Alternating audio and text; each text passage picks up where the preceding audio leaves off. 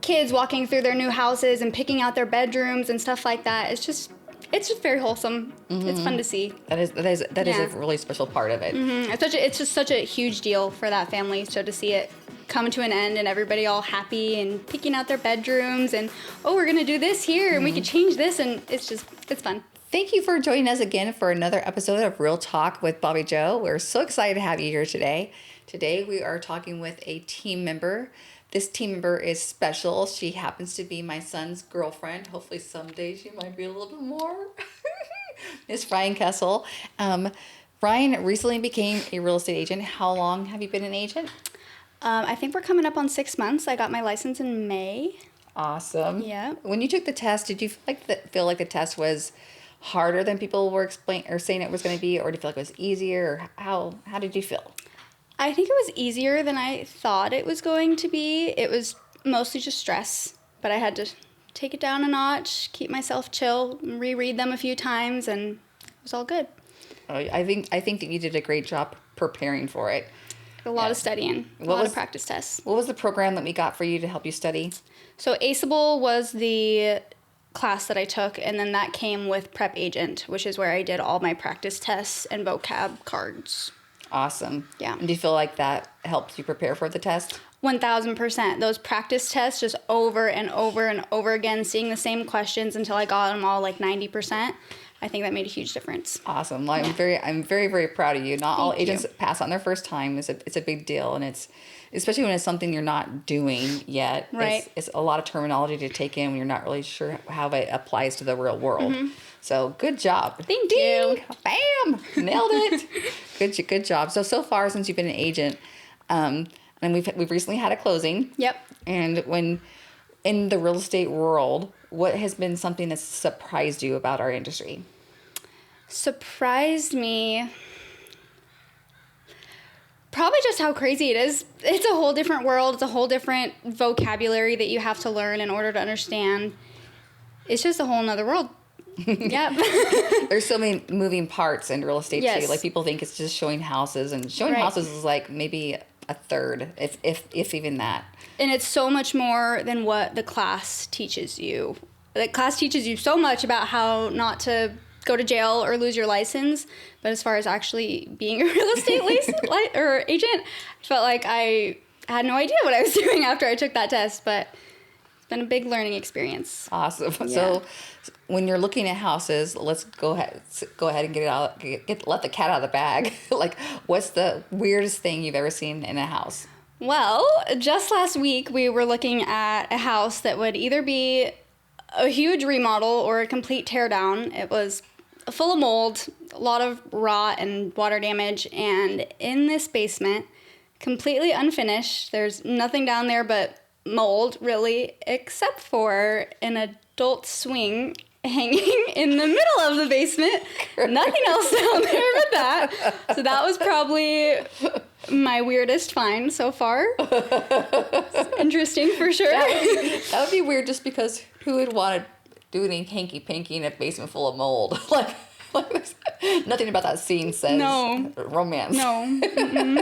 That would be gross. No. Because I've actually gone into a basement one time, and it was full of water. Like a swimming pool. Like you would walk down and you literally feel like you're walking into a swimming pool. That was the worst thing I've ever came through. And it ended up being there was a natural spring that ran under the house, and the sellers didn't have any idea. But they hadn't gone in the basement for a long time. Oh, geez. Obviously, but I'm not joking. The basement was like a cellar basement, right? And it must have been at least 4 feet of water down there. Like that was a huge. Yeah, that's a problem. Yeah. We were walking down. It was kind of dark. I'm like, do you hear water? Like, oh my goodness, we got our cell phones out. We're like, oh goodness. Oh, there's a swimming pool. Yeah, we should turn around. It's a perk you didn't even know I had. It's an indoor pool. An indoor pool. How cool. No problem. little chlorine. Yeah. It was ready to go. So I have some more questions for everybody to ask. Look at my little phone. Okay. Because I had prepared some questions earlier on ChatGPT. So far with real estate, this is not on here, but what's been your favorite part so far about the job?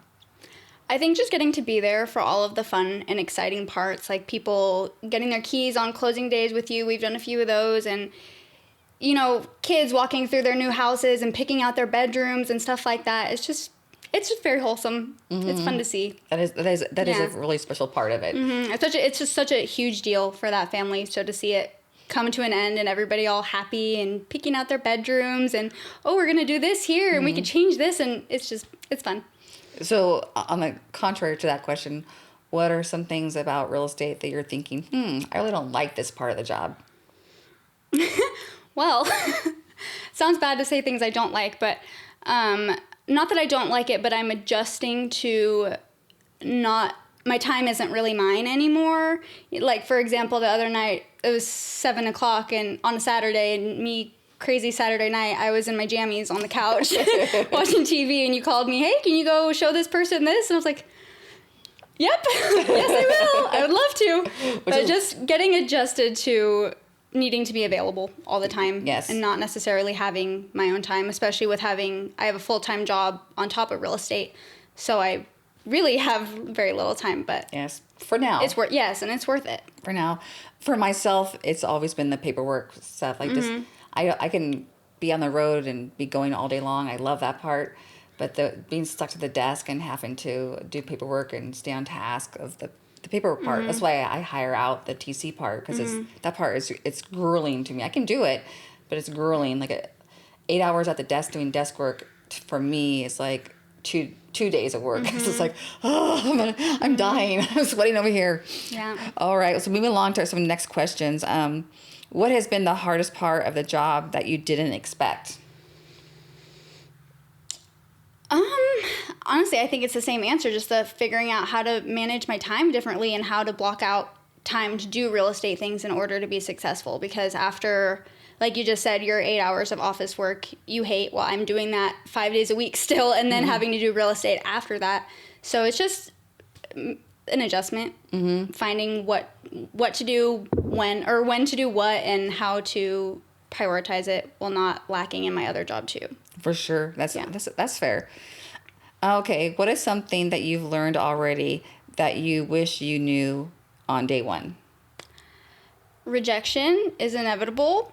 That is something that I wish I knew from the jump. And I kind of did a little bit, but once you actually get rejected, it stings a little. But I've come to learn that that's just part of it. And not everybody is going to want to talk to you or hear what you have to say. And so not everybody wants your help.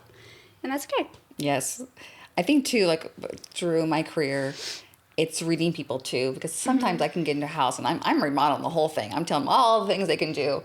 And you look over at them, they're like, their faces are like, oh shoot, I probably should bring it down a little bit because they like the house the way it is. Yeah, they love it. Or they like for you, for instance, when we walk into some homes, you love houses that are more unique and have character. In my head, I'm thinking like all these cabinets are gonna go. Take out that funky window, and you're like, oh, I love all this character. I'm like, oh, a sunken living room, I love it. So reading people's energy and their faces, I think too, is part of the job. And then knowing too when to speak up and give more of your opinion, but also learning to step back. And sometimes people love you to walk through the house and explain things to them. And sometimes people need you to just like step back and maybe walk behind them and let them just experience and feel the house on their own. And also sometimes I've noticed in my career, it's okay to say to people, what they walk in, you can just totally tell they hate it. It's okay to say like, hey, if you guys aren't feeling it, we don't have to see the whole house. Right. And we can go ahead and go. And sometimes they might say that in the front yard. And if that does happen in the front yard, they don't want to go in.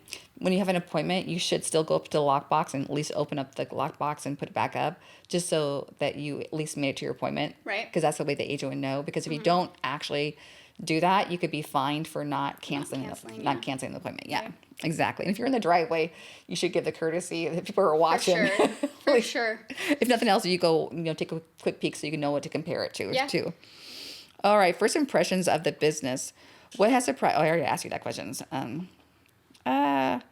Motivation and personalities. It says, what excites you the most about helping people buy or sell a home?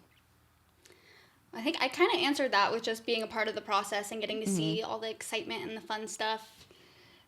Also, seeing really cool houses is definitely a bonus, but mostly just getting to be there, be a part of it, and see people all happy and excited. That makes me excited that you say that, because I'm a really relationship-driven person. Like, and if when you get brought into someone's world, like, you just want to work so much more harder for them, right? And so it's like just building those relationships mostly.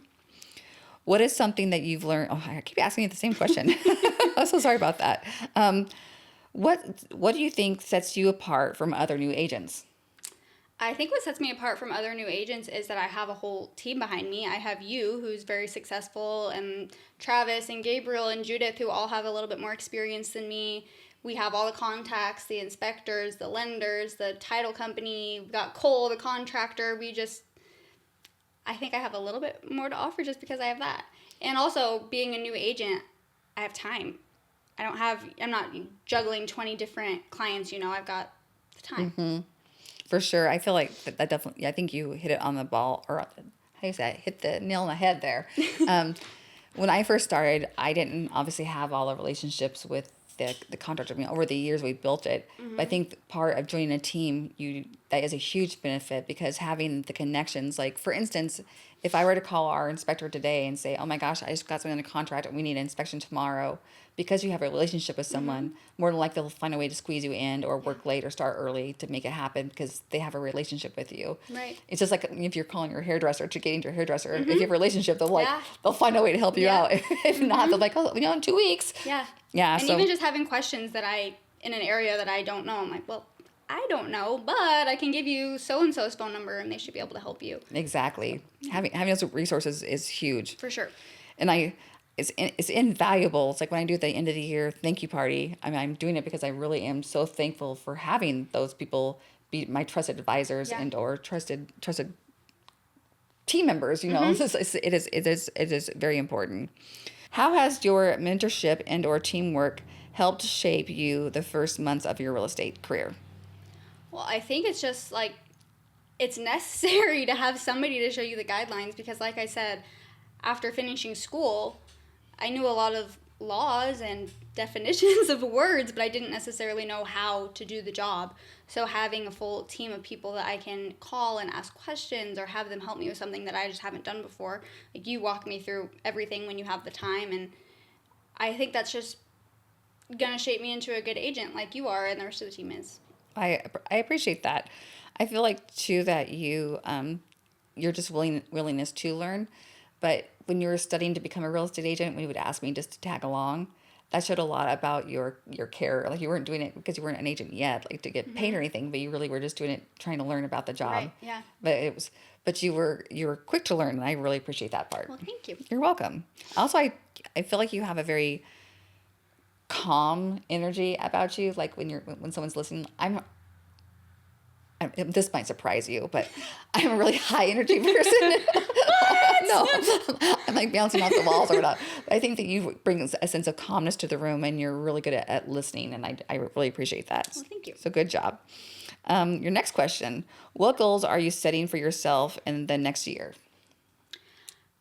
I have a lot, but I think that the biggest one is just getting out of my shell and out of my comfort zone, doing more things like this, because it's not easy mm-hmm. for me to do things like this or to film the videos and the TikToks. That's all very out of my comfort zone, but I'm trying to get more comfortable cold calling and things like that, getting used to rejection, and just making it happen next year is the plan.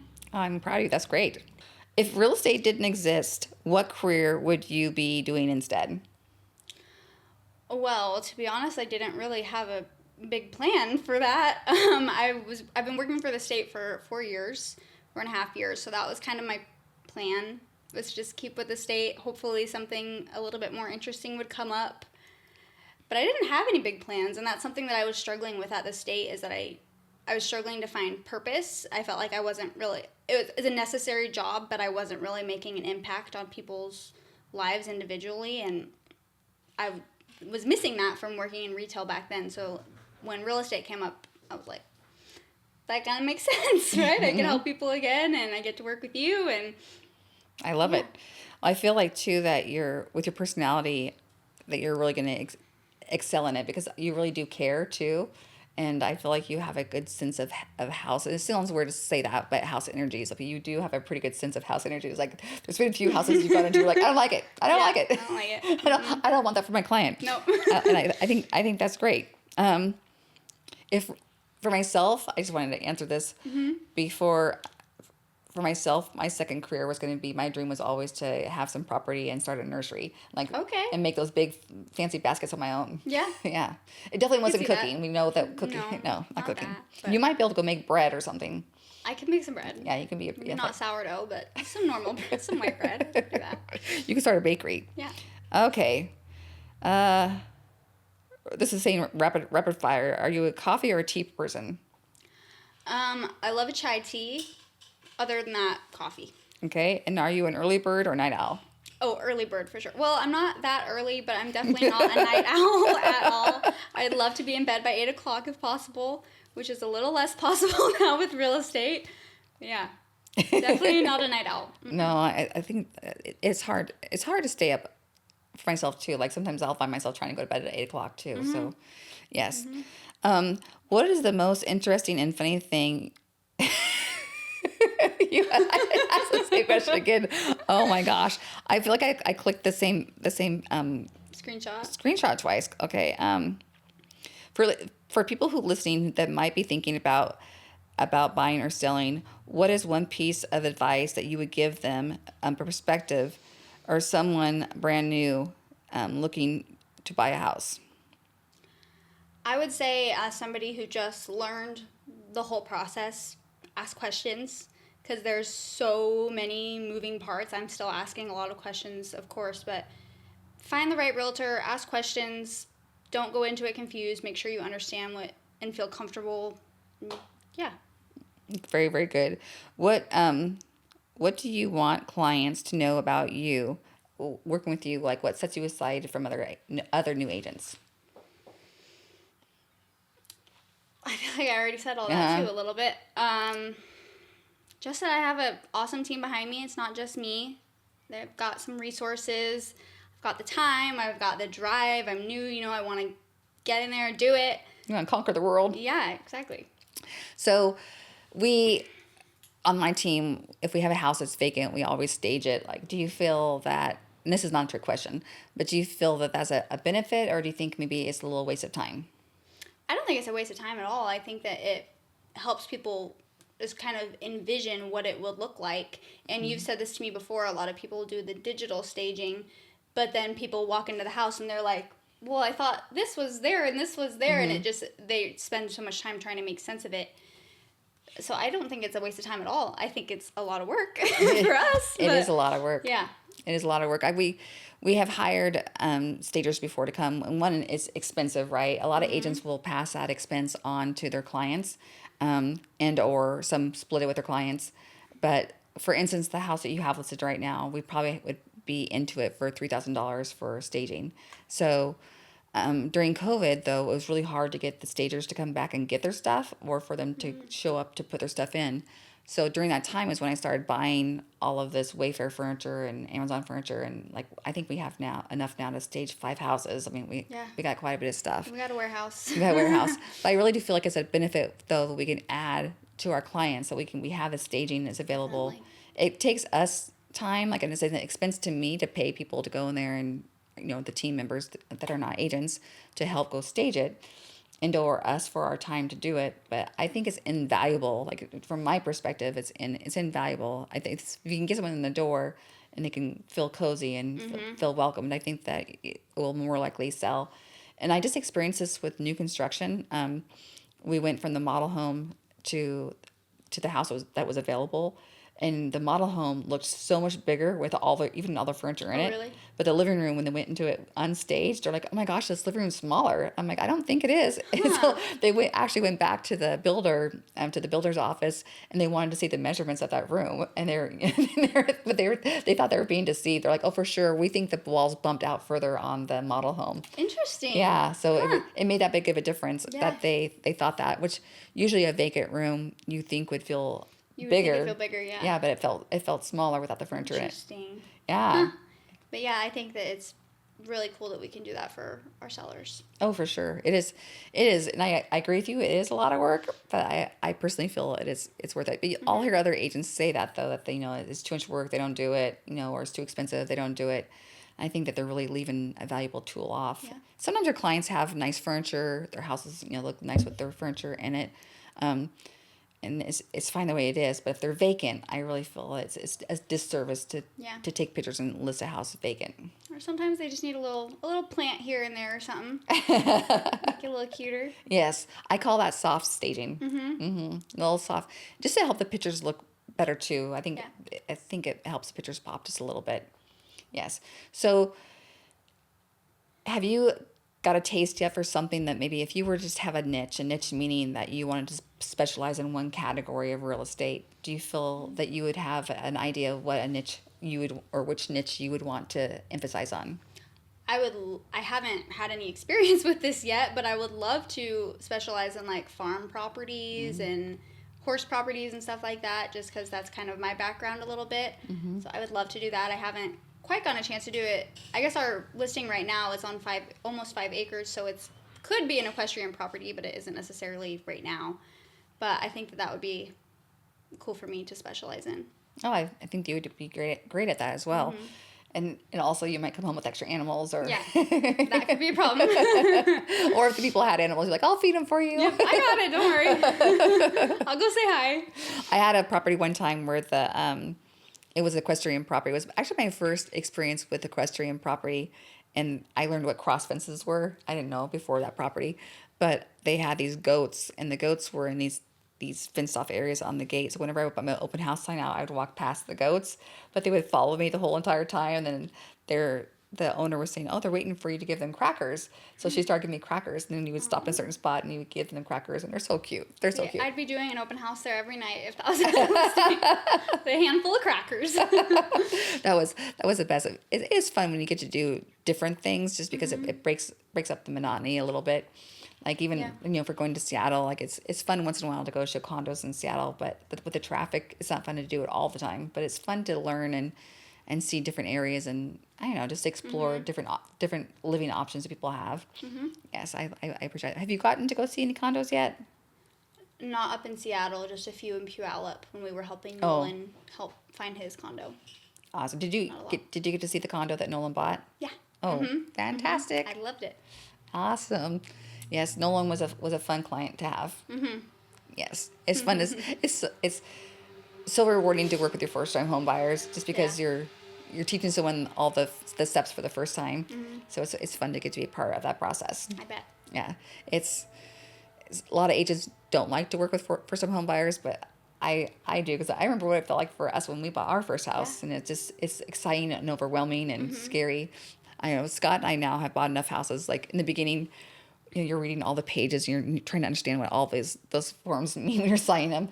And now when we go to the first line, like we're almost like talking about something different. Yep. Well, yeah, you see like a million of those forms a day. Yeah, I would say to Scott when we're signing documents that this one's a blah blah blah blah blah. Just sign it. Oh, this one, slow down. Make sure you read it. But most of them are blah blah blah. Not that they're not important. I mean, everything that you sign is important, but a lot of them in the stack of papers when you buy a house is like this. Yeah. So it's a lot. Yeah. Have you had the option or opportunity to sit at a signing? No, not yet. Oh, we have to make sure you do that. Yeah.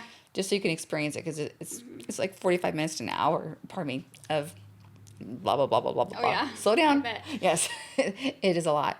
So you haven't had any regrets yet on becoming a real estate agent? No regrets. No. I'm busy and a little tired, but no regrets. It's fun. It's fun work. I feel like I have my other job, and then I have my fun job, and I get to get off work at my other job and go to my fun job. And good. Yeah, I enjoy it. Well, hopefully when you're doing it full time, I mean, our goal is for you to be doing it full time within 5 years, correct? Yeah. So hopefully when you're doing it full time, you still think it's your fun job. Yeah, I think it'll be more fun when I get to do it full time, because I won't be tired from my other job. I won't be drained all the time. That is true. It is. I have to say for myself, it is easier to focus on it when you're focusing on just one thing. Yeah. The hardest part I feel when you're a full-time agent is that you're like, there's two hardest parts to me. One is like before I had the team, it's a little lonely, like when you're not out with your clients and you're just doing your paperwork, you're having to invent everything on your own.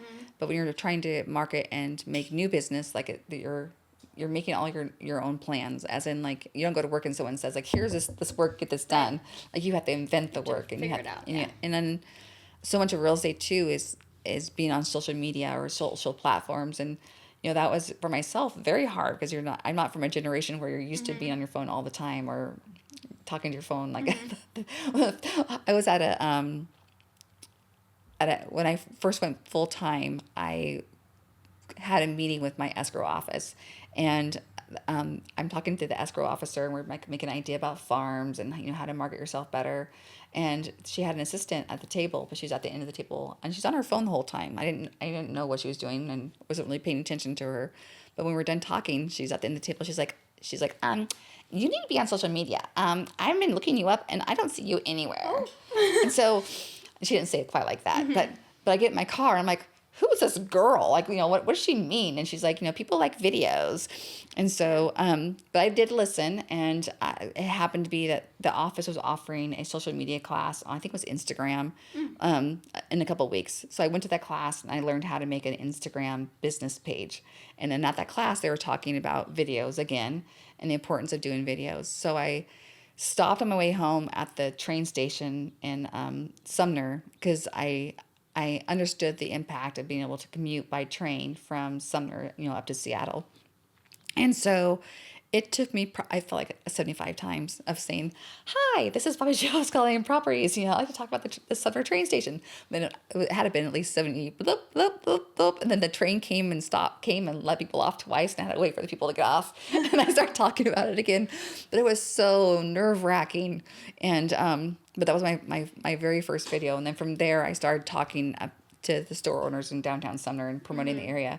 But at first, I felt so uncomfortable talking about myself. Like I want to put the focus on somebody else. And Sumner is such a cute town. Like, why not talk about Sumner? Yeah. I mean, it's such a cute town, and that kind of became my niche, and I enjoyed it. So, I'm kind of in the same boat as far as recording yourself and being uncomfortable, because it is so uncomfortable to put your face out there, and yeah. I'm learning from you. I'm trying really hard to go through the uncomfortableness and just do it, and try not to care what other people think about it, and just do it. Yes. Well, it's hard though.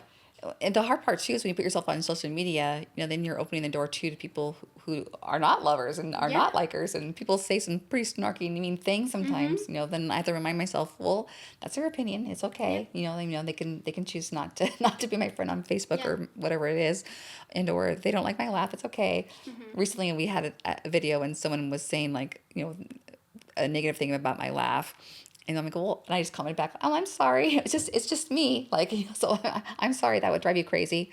So, but for myself, I would never put that on someone else's social media. No, because who has the time to make a comment on somebody else's appearance or laugh or anything like that? Yes. But it does happen. It does happen. But I think if we just keep putting good mojo into the universe, it's gonna be good. Back. Yes, and then put good mojo in the universe for real estate too, and just wish the best for people. And you're not always going to be the best fit for somebody. And in my career, I had to learn that too. Like it's okay, but if you have any questions, even though you're working with someone else, if you have questions later on about real estate or about the industry, always feel free to reach out to me. Yeah. And it's okay that everyone doesn't want to use it. Rejection, can't be everybody's cup of tea. Rejection is part of it, but there's been several times I've gone to listing appointments and people will say that, they're interviewing 5 agents. And it used to make me so nervous to go to those appointments. And then the point that my career I'm in now, I was like, oh, they don't choose me, they don't choose me. As long as they pick another good realtor, I wish I could give them the no-no list that I have. But as long as they're in good hands, it's all good. There's enough houses out there for all of us to sell for people. Yeah. And you want to work with somebody that wants to work with you. For sure. You don't want to not get along. For sure.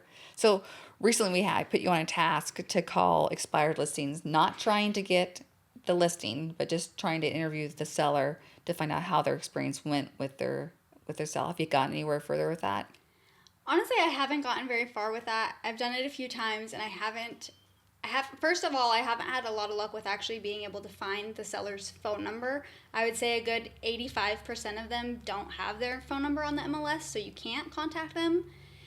And the ones I do, honestly, I haven't really gotten anything positive yet. I've just gotten a lot of, it's the interest rates, it's the market right now, and I don't have time to talk to you, which is something I'm getting used to. It's hard to respond to that when you How are you? I don't have time to talk to you. Okay, well, thank you. Have a good day. It's tough, but yeah. More to come on that. Awesome. Well, I'll keep trying. I'll be interested in hearing how it goes. I feel like it's going to help you, one, get used to being on the phone and asking uncomfortable things. For myself, when you walk into a house and it stinks or it has issues, I used to have a really hard time telling the seller that because I didn't want to be rude or tell them, any hard news. Like I want to stay in the bubbly, happy zone. But then I'm not helping them get the most value for their house. So, but I'm still learning how to calibrate that the best because each client is different, right? And so I'm still trying personally to, because now I went through a phase where I was going like, we need to do blah, blah, blah, blah, blah. Your house smells like cat peas. Just smells like dog in here. Yeah. It's ugly. But then that is a turn off, right? So then I'm trying to find, I'm like, okay, that's not working. So I need to be, find a way to make it softer. A happy medium. A happy medium, yes. But some soft suggestions, or I should be like, are you open to some suggestions? Yeah. Yeah. It's hard because it's so emotional, especially if they've lived there their whole life or they built it themselves or it's their dogs that stunk it up, Oh, for sure. It's hard to say it. For sure. I recently just went to a listing appointment and it smelled so strong. It didn't smell like the cat was peeing in the house. It just smelled like their cat box was so full and for a really long time. And then I had said, if we're showing the house, we may need to, clean the cat box more often. But like on the car, I'm like, well, maybe that wasn't the best way to say it either. Or can we keep the cat box outside? But it was so strong, like you could just feel it in your throat. But I don't know if you can think of some clever ways to be able to say that, it might be helpful for me. Yeah, okay, I'll work on my cat box suggestions. It happens more often than not. You'd be surprised. Yeah. Yes. But then you go into other houses and it's so meticulously clean, like you don't feel comfortable even walking in your socks in the house. Right. Yeah. So it's like everyone just has a different standard of living. For sure. Yes. I think sometimes people might think our house, I try to tell people that all the time. I mean, like, I don't live in a glass house. Like, if you're coming to my house right now, you could have lots of suggestions for me, too. Mm-hmm. Like, there's always dog hair everywhere. Well, and when you're making suggestions, you're not making suggestions for the house that they're going to live in. You're making suggestions for their fake house for when they're selling it. It's different. Yes. And I have been saying that. I do like that. I should orchestrated to say, are you open to suggestions to help capture a fake house? Yeah. What the client's looking for or the buyers are looking for. That's a good way to put it. There, you just solved a problem. Ding! that might help them. So moving forward for yourself, what would you say, where do you picture yourself in 2 years? Hopefully full-time if I can by then. Obviously I don't want to set myself up to fail and leave my other job too soon, but hopefully a full-time agent. Hopefully a lot more independent by then and successful. Yeah, that's really just better. Well, I think that you're doing great and you're definitely on the right projection to do that. Thank you. Yes. And recently I just came home to a really amazing birthday surprise. Do you want to tell the audience about it? So Bobbie Jo loves Halloween very, very much, very, very much, and her birthday is coming up. October 18th, I think. So we decided Home Depot has these 12-foot skeletons, and we were like, oh, that's pretty cool. We could get that. But then we found a 15-footer who's not a skeleton, but a little scarecrow guy for the same price, and she had to have it. So we set that up for her, and we hung her Bobbie Jo Sells Home sign on it, or he's holding it up, and his chest lights up and his eyes light up. But I didn't know about it, and I came home from work that day, and it was... I was coming home like this time of night, almost dusk. I'm like, what is at our driveway? What is that? And I got closer. I'm like, she didn't even make it in the driveway. It's like pulled off the road. I ran out. It was so cool. It was so cool. We knew you'd love it. Yeah, now we said to find a place to store it when it's not Halloween. Yeah, that was our one downfall. And I asked Scott. I was like, do we have permission? Because I know storing it would be a problem. And he said, as long as it's not a pet. It's fine. I was like, perfect. We'll have it. That was pretty smart of him. I like that. I like that a lot. It's huge though. We'll have to post a picture on our social media soon because it is amazing. And that day I happened to be, it was October 1st because I think so, yeah. I happened to be wearing a Halloween shirt. It was like my orange shirt with my bats on it, and I pulled up. It was incredible. Perfect. It was incredible. I'm in love with him. I gotta give him a name though. Oh, yeah. I'll think of something clever. Yeah. Well, again, thank you so much for joining us for Real Talk with Bobbie Jo and Miss Ryan Kessel. Thank you, Miss Ryan Kessel. Thank you so very much for joining us today. Thank you for having me. It's a big deal, like especially as a new agent, like and being brave enough to do the podcast is a huge deal. So thank you. I didn't give her very much notice. I asked her maybe like 6 hours beforehand. Yep. Yeah. Here we are. Yes. So thank you so very much. I was so engulfed in getting my work done. Then I was like, oh shoot, I forgot to ask you. So thank you very much for jumping in and doing it with us. And we look forward to seeing you guys again on our Real Talk with Bobbie Jo. And until next time.